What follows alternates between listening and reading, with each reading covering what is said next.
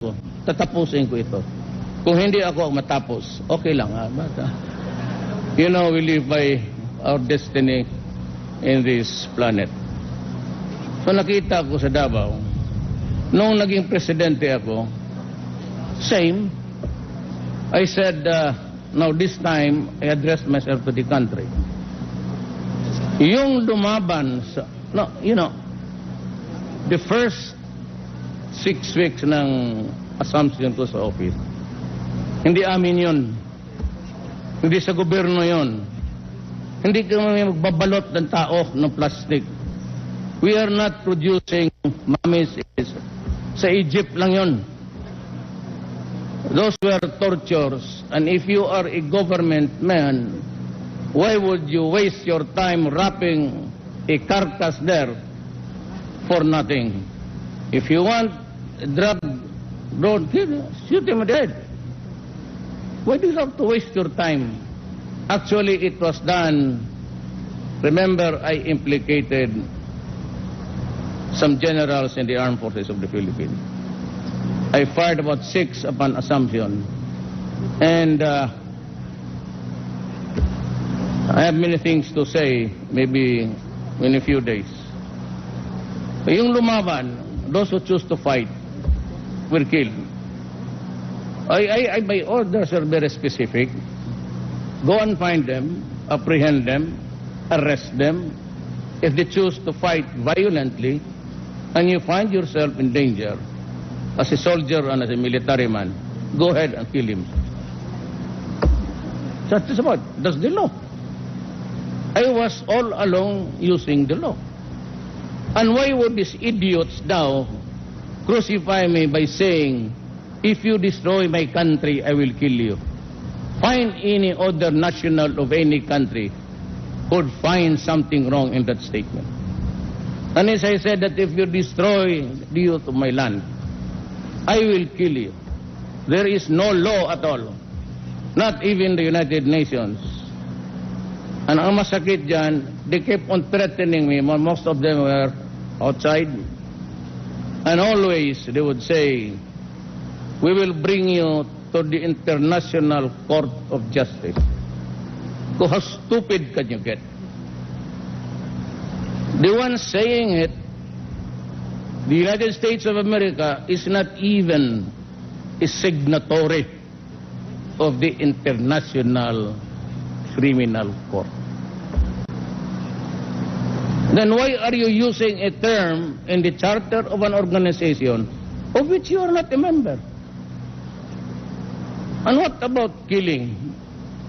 I said early on it was the purging and the cleansing. Then came those who chose to fight. But yung mga tao na tumago at naghintay ng opportunity for a rehab or something good along the way, baka may makukuha sila, yun yung dadating dito. Those who choose to fight it out, made a stand, they are there in the memorials and cemetery. I am sorry for them. But I will not hesitate to do whatever it is necessary to save my country. Sabihin ko sa inyo, even if I will rot in prison, so be it. Yan na lang ang pinaka-contribute ko sa, wala naman akong ibinigay sa bayan ko. I am not with credentials. I finished kindergarten to, I never got beyond the 7, 75, 76, 77, 75, 76. Yeah, but sometimes, even with the minimum or the barest minimum of know-how, I can perhaps do something for my country. But, no. Pumasok kayo sa ibang bagay, wag dito. Putang ina, talagang papatayin ko kayo. Kaya mo yan sila, Kasi, huwag pa niyo ba? Do your worst. Really. Totoo lang. So, maligaya ako dito sa nangyayari. But before I end, mainit kasi sila. I'm worried about the beautiful ladies there. Mahirap pagka umitim sila, wala na tayo. I want the ladies, I'm not a sexist, I'm just trying to say that Filipinas are really beautiful. I do not want to see you in one of these days. And then, magkano ang sabi ni Mr. Wang? 1.5 billion? Okay. This is what we have lost and what the drug lords have invested to destroy this country. At 200 per tondo price. That's about 6,000 a month. Correct? Times, wag yung aking 1 million. Yung 3 million muna ni General Santiago nung pwede yan noon. 3 million yung bilang niya eh. Kasi ako hindi pa ako tapos. At the end of the year, I might reach the million mark also. So, 3 million. So, that is times 3 million. That's, 6 times 3 million, that would be 18 billion a year. Times 12 a month, rather. Times 12, that is 216 billion.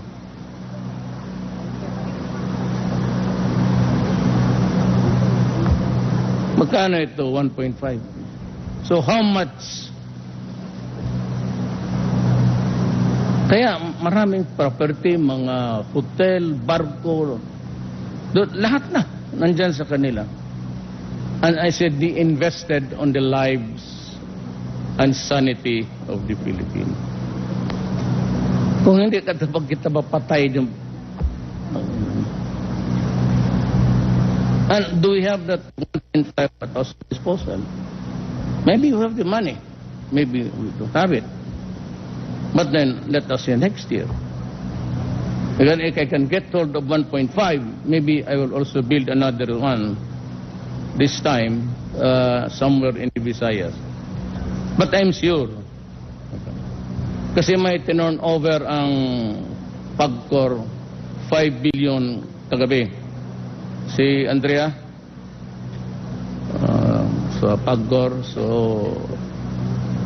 baka, but you know, there's trouble there in Mindanao. It is within control, but it's a troublesome thing. So I have to fly tomorrow to go to yung advance party ko na belonging to the Presidential Security Group na ambush pa kanina. Tinamaan ng IED. But I'm going there. I'm going there because I'm just simply going there. The advice was to postpone. I said, no, I'll go there. And if possible, take the same route. Maybe we can have a little gunfight here, gunfight there. Exercise, baka. Kung hindi ako lulusot, nandiyan naman. That's why we have a Vice President, Leni Robredo. Then we can have a gentle President also. In exchange for the discourteous mouth. Ganito lang talaga. Ako. Pero, what else can I do? I was trying to explain to everybody that I do not have the money, that I entered the presidency midterm, that I'm having a hard time coping up. Kasi, ang droga, ngayon, there's a better atmosphere in our place. In Davao City, napunta naman kayong lahat. Apparently, all of you have been there. It's a peaceful place. So, bakit? Because I stood my ground. I said, you stay here, I'll kill you. You do not go out of the city, I will kill you. Those who are out of my city are now here in Nueva Ecija doing their thing. At least dito sa siyudad ko, you can go around anytime. And to think that Davao City is in Mindanao.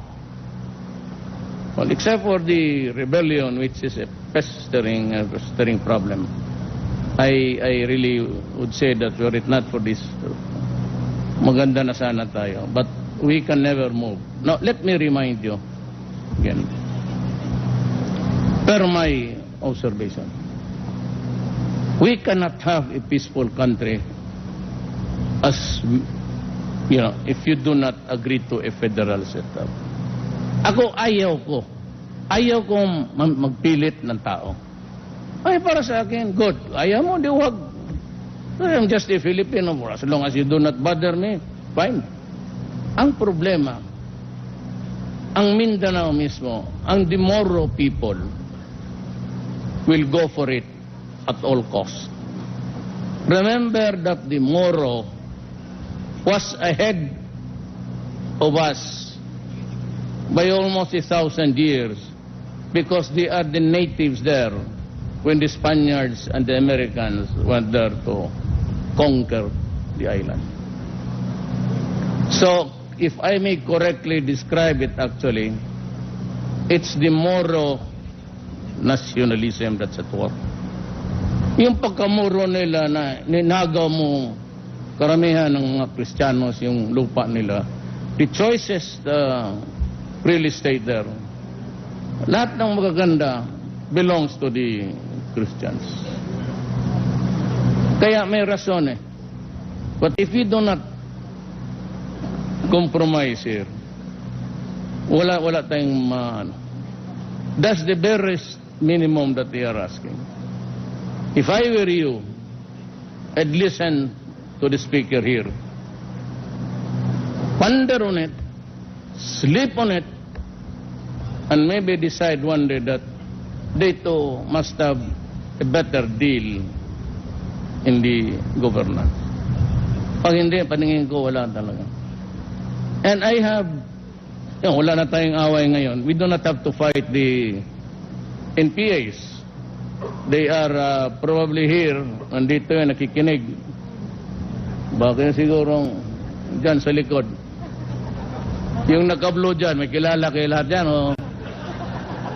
May isa talaga, dalawa, NPA dyan. Jesus! Wala naman tayong away. So, I can pour all the troops there. When I was 4 days ago, I was in Polo. Ito ba naman ang tanong sa akin ng media? This is the 6th time that you have visited the place. You are donning medals. Hanggang dito ka na lang ba? Kaya there's really no problem. I can order the invasion of Hulo and give the order the last man standing. I can burn Hulo. I can burn Basilan. Bomb everything there. Lahat na bahay makita ko. With the howitzers and the... But what would it bring us? If you think that I will wipe out humanity there, we will at last enjoy the blessings of peace. What you will get in return will be terrorism. And mind you that Maote there, who is fighting the government troops now, and there's a raging battle going on. And I said, yung advance party ng security ko, pinutok ng IED. I have to go to the hospitals to visit them tomorrow. That's why I have to go home tonight. I have to fly back. Yun ang kasama rin ang the Reds. Mabutit na lang yan nakapaghinga na tayo. Nag-uusap na tayo. At least there's a respite. For the nonce, we can rest. There's no doubt about it. I can fight the whole year round. May pera ang gobyerno, may taxes eh. But for how long? And at what cost? So, kayong nakakaintindi sa akin, you're too near the left, you're too near with Ms. Wari. But of course, I never liked it, but when I became vice mayor of Davao City, he went around Mindanao strutting with firearms. So I said, no, you cannot enter my city with arms. It's simply not... So nakaintindihan kami, we are fast friends. And we are talking. Ay, may mga misgivings siya.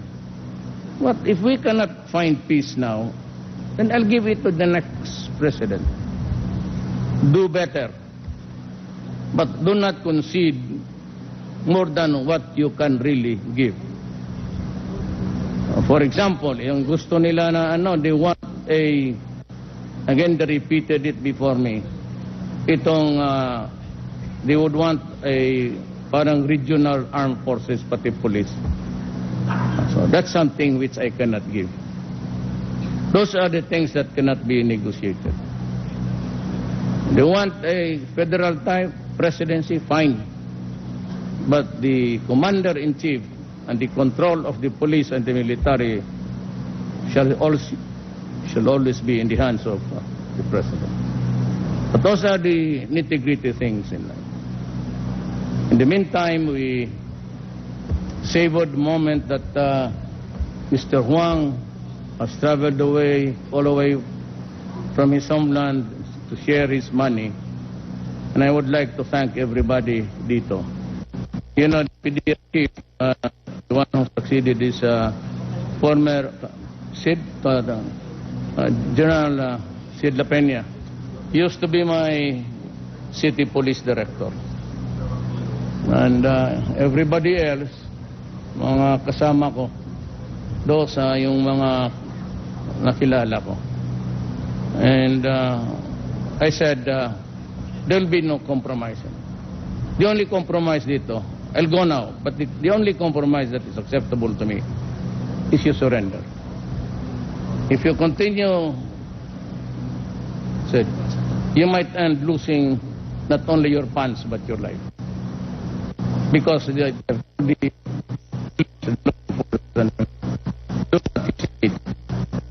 especially your life is in danger. So, para maintindihan ng lahat, gano'n, maraming patay, so be it. The most sensible way to deal with the patay is ilibing mo para hindi mangamoy. So, period. It's a brutal way of saying things, but it's the only thing I think these idiots understand. I will not allow my country to sink like Colombia, even if it is until the last pusher, until the last drug roll is exterminated. That will be the rule of the day. Maraming salamat po. Thank you so much, Mayor Rodrigo Roa Duterte.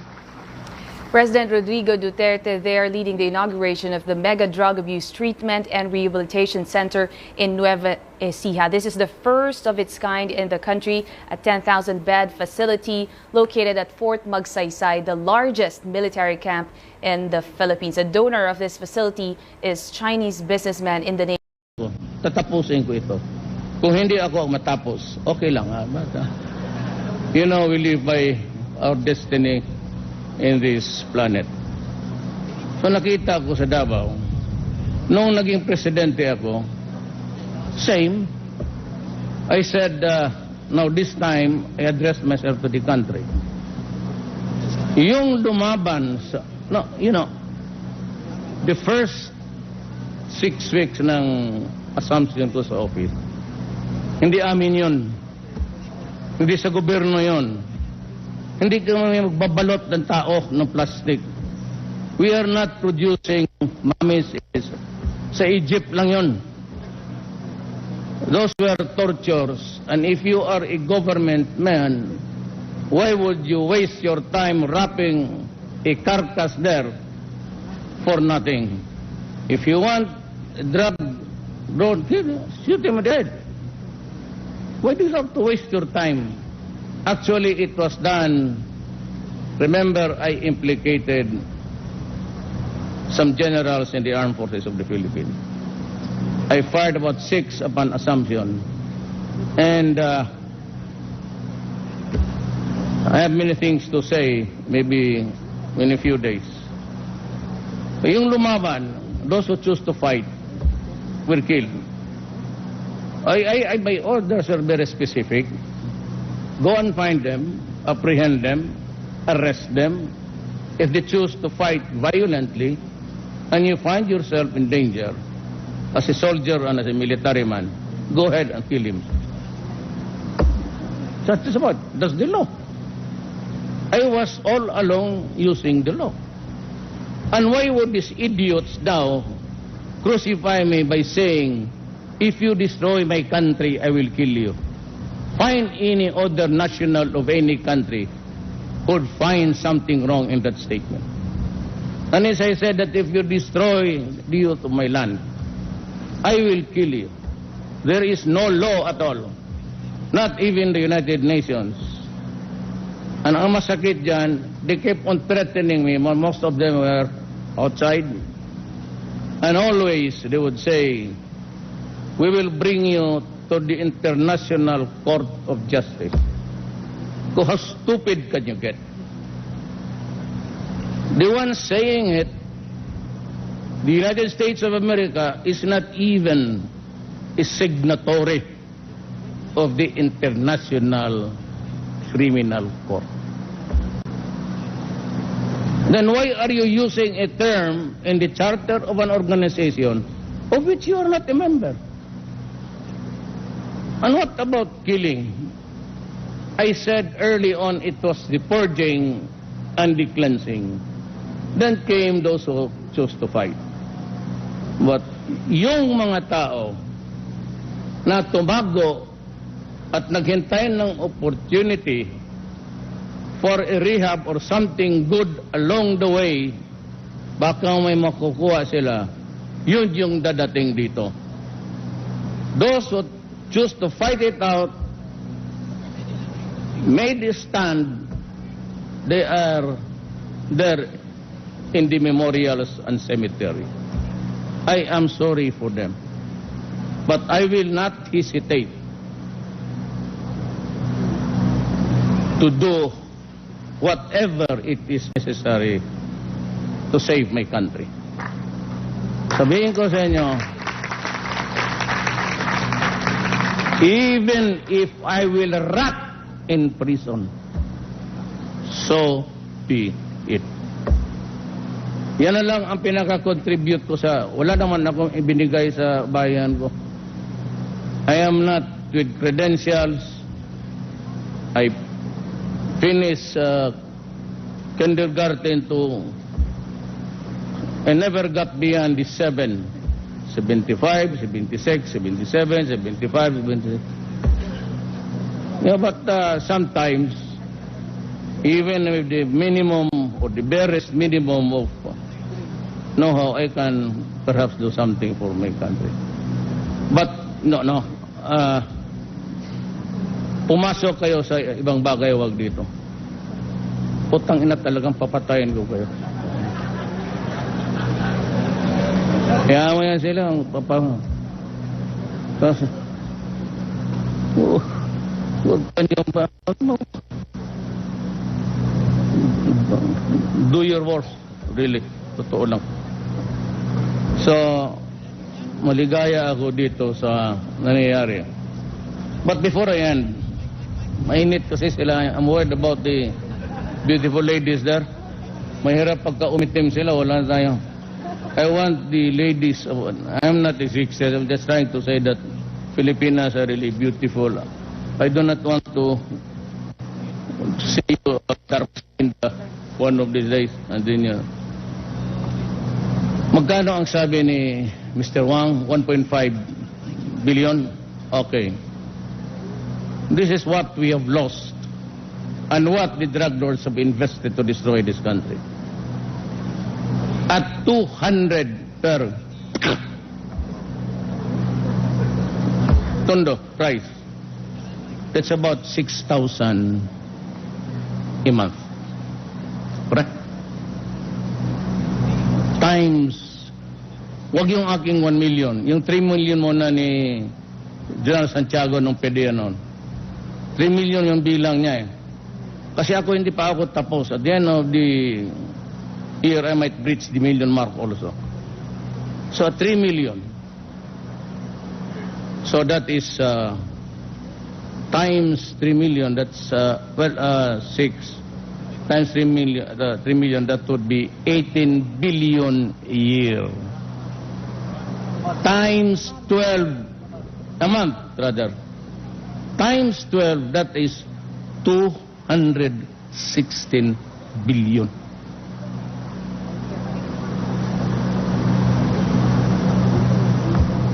Magkano ito? 1.5. So how much? Kaya maraming property, mga hotel, barko, lahat na nandyan sa kanila. And I said, they invested on the lives and sanity of the Philippines. Kung hindi kapag kita mapatay yung... And do we have that 1.5 at our disposal? Maybe we have the money. Maybe we don't have it. But then, let us say,